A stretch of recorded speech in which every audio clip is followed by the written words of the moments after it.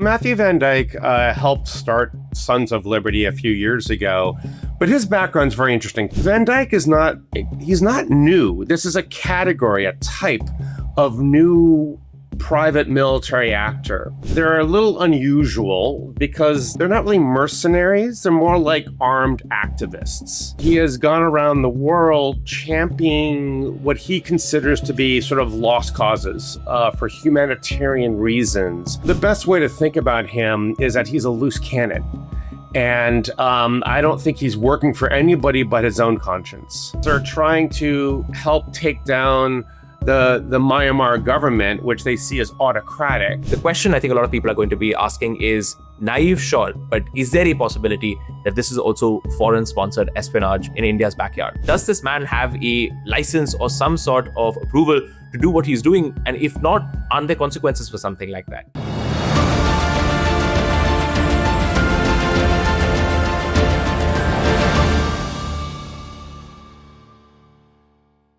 Hello, welcome back to the Hindustan Times podcast. I'm your host, Shashank Mattoo, reporting to you from Washington, D.C.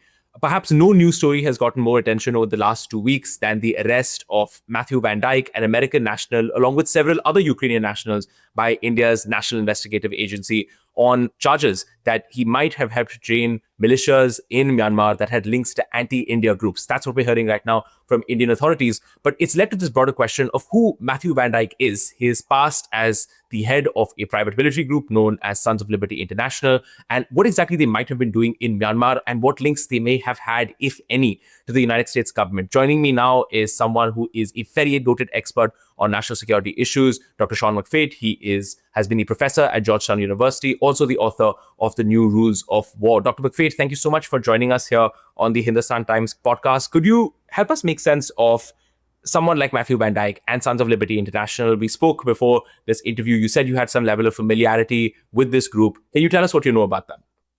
Sure. I've been tracking Sons of Liberty for several years now, since they were involved in Libya operations. They are a product of modern warfare. Modern warfare is no longer like World War II or World War I. You have all sorts of disparate types of actors. You have everything from drones to cyber to these guys. They're a little unusual because they're not really mercenaries. They're more like armed activists. And we could talk more about that too. Right. So could you tell us a little bit about what you know about them? Because from the understanding that's been flying around in the Indian media, they've served in Libya, in Iraq, in Ukraine, there've been conversations about involvement in Venezuela, of course, now perhaps in Myanmar. Tell us a little bit about what you know about them, a little bit of the history of this group and Matthew Van Dyke himself. Yeah, so Matthew Van Dyke helped start Sons of Liberty a few years ago. But his background's very interesting too. He was basically a photojournalist making video production, like documentaries. He would go into war zones, but he wasn't acting as a journalist. He was acting more like a crusader. So when he was in Libya and he was captured by the Libyan military, a lot of journalists really tried to help get him free and saying he's just a journalist, let him go.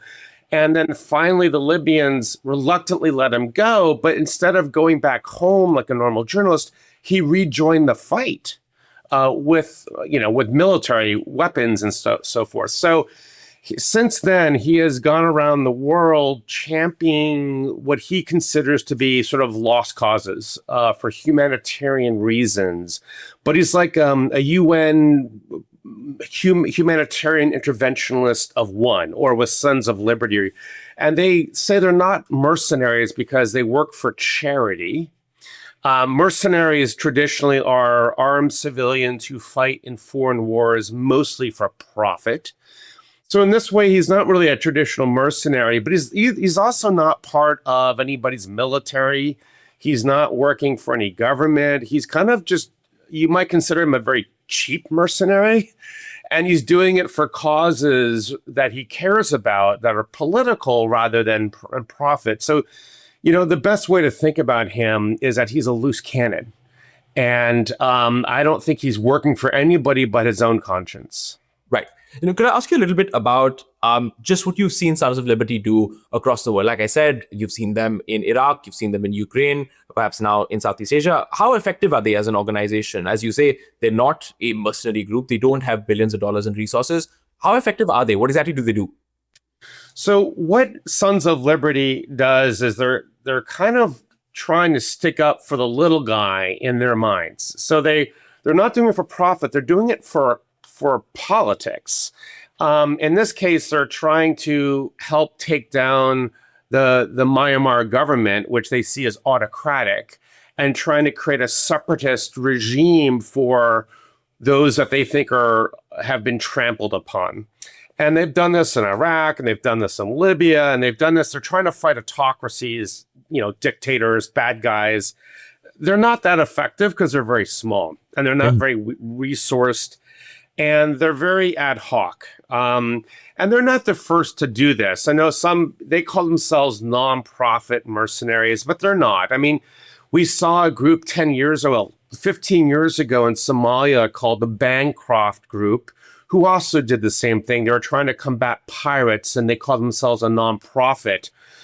We've seen this actually in Thailand, in Myanmar, with I think it was called the Burmese Rangers, also about 15 years ago. So VanDyke he's not new. This is a category, a type of new private military actor, but they're scrappy. And the problem we have with them is that they can create more problems than they solve. Right. And speaking of problems that they've created, there's this diplomatic fracas with India.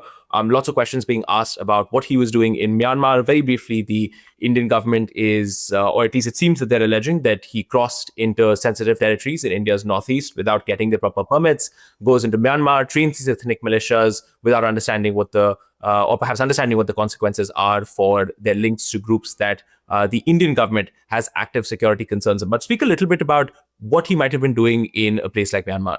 Yes, well, I think VanDyke was very naive. He did not understand the complex armed politics on the ground. So I think he crossed illegally into Myanmar, where he was trying to marshal the Zo people in their fight against the Myanmar government, which is a junta, military junta, which is noble, but it was amateur hour.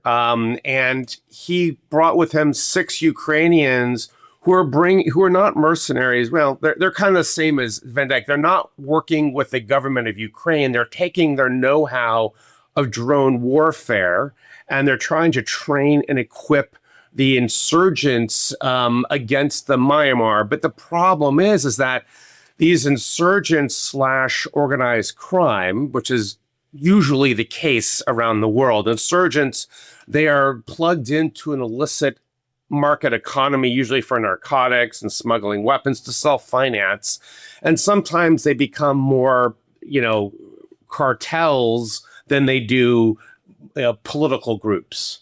And those groups, they cross this very permeable boundary and border between Myanmar and India.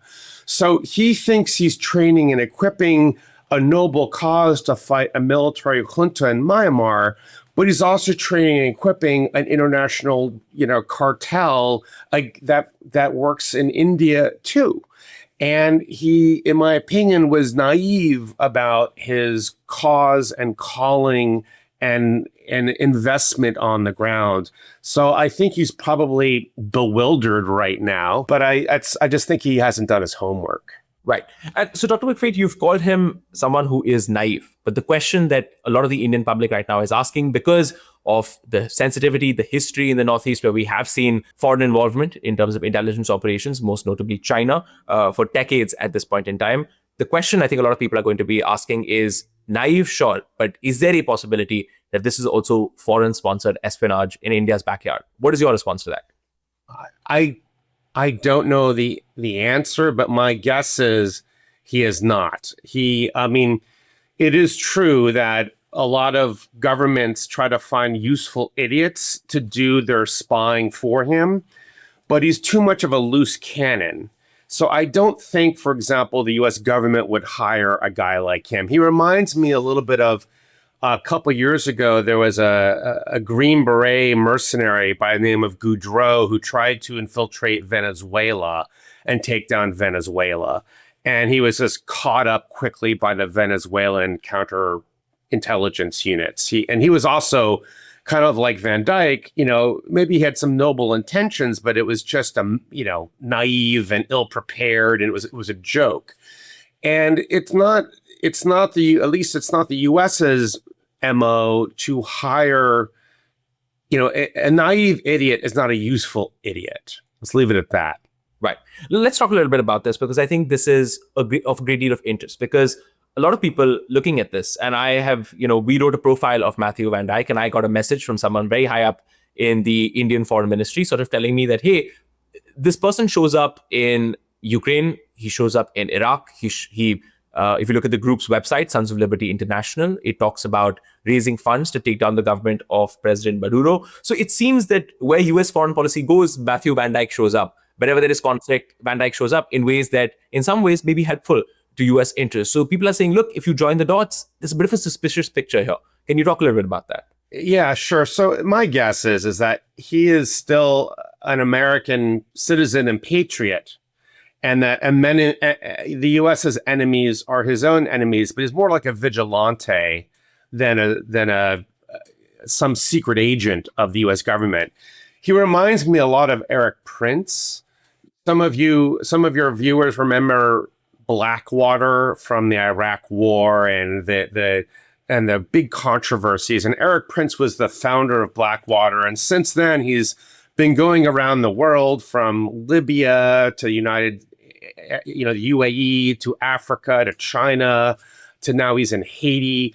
He's kind of the same way. He's not really hired by the U.S. government, but he's hoping that doing things that are aligned with the U.S. government he helps the United States. And same with Goudreau, who did they nickname it the Bay of Piglets after the Cuban Missile thing, his work in Venezuela. You have these guys who are like vigilantes, but they think that they're serving their government. But I don't think they're officially serving their government. I don't think Van Dyke has any. He's not working, I don't think, for the CIA or the State Department or the military. That he shows up in these areas and he can make connections in Ukraine. But I think it's just because he's just pro-America and anti-autocratic. So can I ask you a question about that we were chatting about just before we started this interview as well, which was one of the questions that we asked the State Department in our profile of Van Dyke, which has been asked by a number of media outlets even 10 years ago when, Sons of Liberty International was in Iraq, to the State Department, which is, look, in general, according to some US laws and regulations, you need licenses. Go out and train foreign militias. Yes. Now, the question is, he was asked 10 years ago, do you have this sort of license? Never gave a clear answer at this point in time. He sort of said, the State Department knows about me, knows about what I'm doing in Iraq. They approve of it. I remember that statement was denied by the State Department. But of course, when we reached out as well and tried to get in touch and say, does this person have a license to train foreign militias? There was no response. And the State Department doesn't generally do that. They at least let you know that they can't comment on something. Speak a little bit about that. Does this man have a license or some sort of approval to do what he's doing? And if not, aren't there consequences for something like that? Yeah, it's a good question. Well, first of all, to do what he's doing, you do need an export license from the United States State Department, because anytime you provide weapons or certain types of military training, that's considered, a transfer of technology or knowledge that has to be licensed. And I think the underlying law is ITARS. It's the International Trade and Arms Regulation that requires such things. Now, I doubt very much he has an end user license under ITARS given to him through the State Department. That I could be wrong. The State Department may not return your phone calls because obviously there's two ways to read that they don't confirm or deny anything. That's one way to read it. The second is that the State Department's been under very strong new management under President Trump in the way of Secretary of State Rubio. And a lot of changes have occurred there under the hood. And it's also possible that they have a new policy where they don't chase down every single media report. They don't, as a general rule, I think that this new administration in Washington, D.C. views all media as suspect, not just American media. So that's also possible too. But I would be very surprised if he had a license from the United States government, sort of permitting this type of work. Because they don't, I mean, in general, the State Department does not like to see lone American vigilantes suck the U.S. into a conflict with a major ally like India. Right. Can I ask you another question about this? Because I was sitting down with a US expert on South Asia, and I was just trying to explain the story, trying to get a better sense of what he thought was going on. And he said that, look, another interesting thing about Sons of Liberty International, which VanDyke has talked about, is that a lot of its donors come from the Christian evangelical community that want to, for example, support oppressed Christian minorities abroad. And the idea was that, look, if someone has this sort of connection and they're doing all of this going abroad, the State Department, because of the political power of, let's say, evangelical Christians, may not want to get involved and say, let's actively stop this guy from doing what he's doing. That was his theory. What would you say? That the State Department is essentially turning a blind eye to whatever VanDyke is doing around the world because, as you say, he's a loose cannon. It doesn't cost him that much. And he may have support from evangelical Christian groups. Just your sense. It's possible that the State Department is passively allowing this. And look, the evangelical Christians are a very strong voting bloc in the United States of America. And they're not like Protestant Christians or Anglican Christians or Catholic Christians or, any other type of Christian. These are, I'm not sure how to think about it. They're they're like fundamentalists, right? And they, this is not new. I mean, you've seen this before. So for example, when the US government sent in Green Berets to go after Joseph Kony in Central African Republic, he ran this group that was, capturing Christian women, and it became a Christian affair. And we sent a military, special forces unit to go find him. Recently, in the last year, President Trump did military strikes against Boko Haram in northern Nigeria because they were kidnapping Christian girls, Nigerian girls. We've seen groups like Sons of Liberty in Iraq trying to protect Christians, especially during ISIS, who are sold. They were killing Christian men, and they were raping Christian women and girls and selling them on a sex slave market. And there's some mega churches in the United States of America that are very well funded with multi-millions of dollars a year, who are turning to, or at least considering, private military muscle like VanDyke to go and to save Christians. And you have a Christian nationalism. So I think that there is credibility to that. Now, I cannot say if the State Department is being passive or neglectful. I just don't know. Right. Let me ask you two final questions then, Dr. McFate. This question of this evangelical Christian motivation, in the sort of this profile that we wrote of VanDyke, when we spoke to people who knew him and what he was saying about his operations in Burma, he has, for example, explicitly sometimes framed it as, I'm going to Iraq to raise a Christian army. I'm going to Myanmar to help the Chin and Kachin peoples, where a lot of Burma's Christians are, of Myanmar's Christians are.